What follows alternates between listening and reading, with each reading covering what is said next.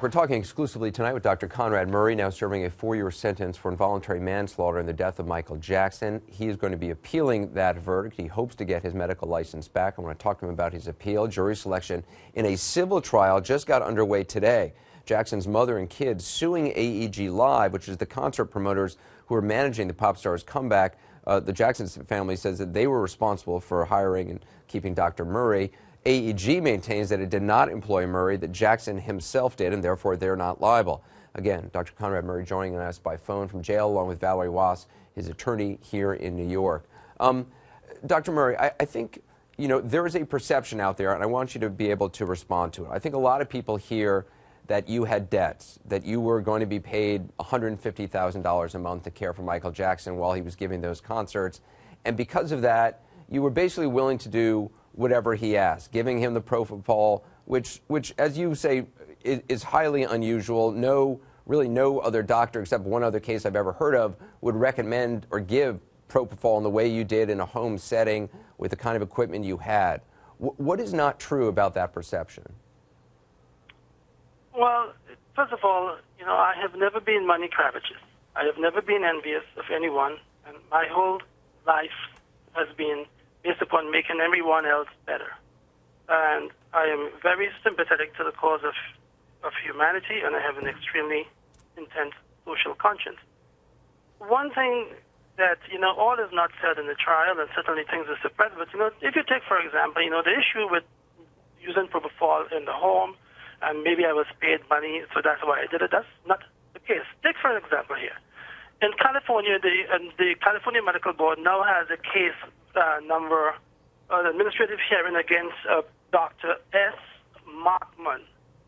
Dr. Markman is defended in front of the California Medical Board because he has been treating his daughter at home with propofol 3 times weekly for genital pain for at least 5 years minimum. Yeah, but Dr. Murray, I actually more than 500 times. And yeah, the medical Dr. Murray, I actually know. Okay, right, but Dr. Schaefer. Yeah, I actually know about that case, and the medical equipment that man has been using was far more advanced than the medical equipment you had.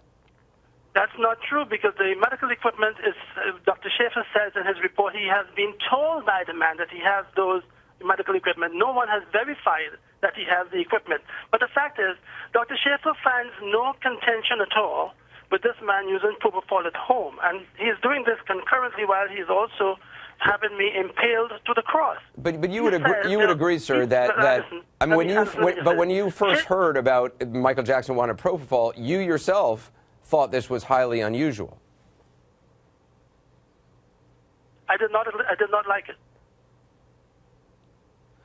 Let me ask you about your appeal. I know you are very hopeful on this appeal. What to you is your best, the best case you have going for the appeal, you think? Dr. Murray, then I'm going to ask your attorney as well. Well, certainly I believe that I was not given due process. I think that the judge was clearly not impartial. I think that the district attorney, David Waldron, did something that was so absurd. He altered evidence in open courtroom. Could you imagine that? If I had to do this again, that's the one thing I would never do. I would never sit quietly in the courtroom and have a district attorney tear open and destroy the integrity of evidence when there was no reason to do that. That was not the only time. There were so many issues of irregularity and obstruction of justice on his part. Valerie, let me ask you, what do you think is your best chance on appeal? Well, there are a lot of issues, but the fact that I think that we've been able to demonstrate that Jackson was not on a propofol drip on the day that he died, and the prosecution's case centered around such a theory. And I believe that I've been able to demonstrate that he was not on a propofol drip, that he was only on a saline drip. Well, they say that there was a slash in the saline bag and that the propofol bottle was actually perched inside the saline bag. You say that's just made up. It's an absurd theory. There's a missing IV tubing line. They tried to say that he absconded with it in his pockets. There's no evidence of that. Right. The cut saline bag and the propofol bottle were found in a blue bag in a closet or a cupboard above Michael Jackson's closet, and it was found along with a lot of medical debris. It was really trash. Dr. Murray, when you're coming out of jail, regardless of your appeal, what do you want to do? Whether you get your medical license back or not, say you don't get your medical license back, what do you want to do?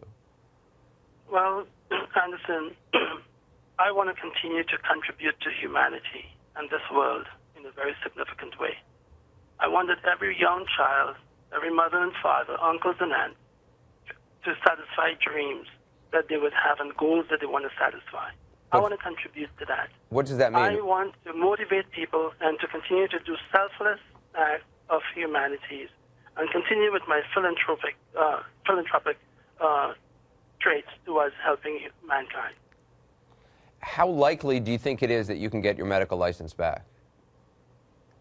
Anderson, I pray that, hopefully there would be justice in this case, because so far I have only encountered injustice.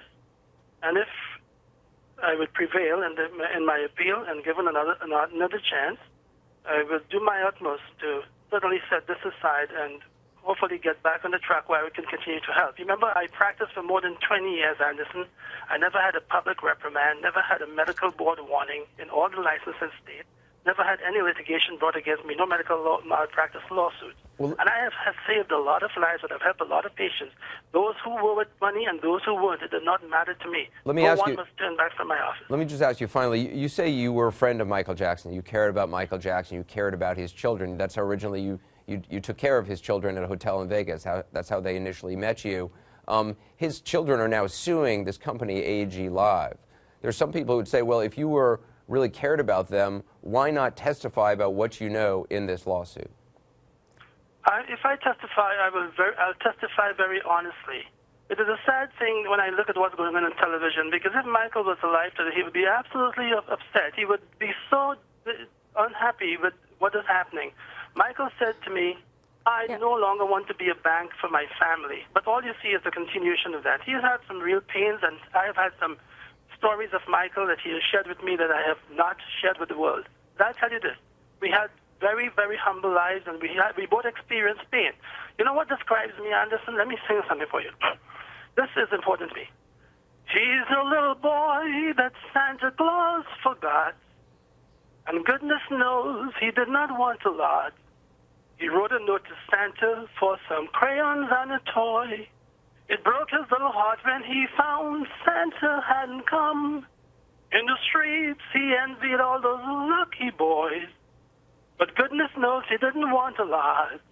I'm so sorry for that laddie who hasn't got a daddy. He's a little boy that Santa Claus forgot. That song tells my story. That's how I grew up. I had no Christmases. I had no toys. I had nothing. I walked barefooted for years. But as I grew up, my heart has been whole, and my heart says to help. And all I do is to give. I want to give. I hope that this world could be a better place. Do you think money is at the root of I mean, you talked about the Jackson family, that things you had heard, you were concerned about this trial, about I guess, are you saying that you think a quest for money by the family is partly to blame for this? I don't think Dr. Murray should be addressing the AG trial at this time. But one thing I'd like to say, I wish that one day I'll get a chance to tell all Michael's fans, people who really, really love him, what happened to Michael. They would really want to know, and if they do find out, their heart would cringe, and they would be in ache and pain. And to those fans right now who are hearing you and blame you, you have no sense of guilt.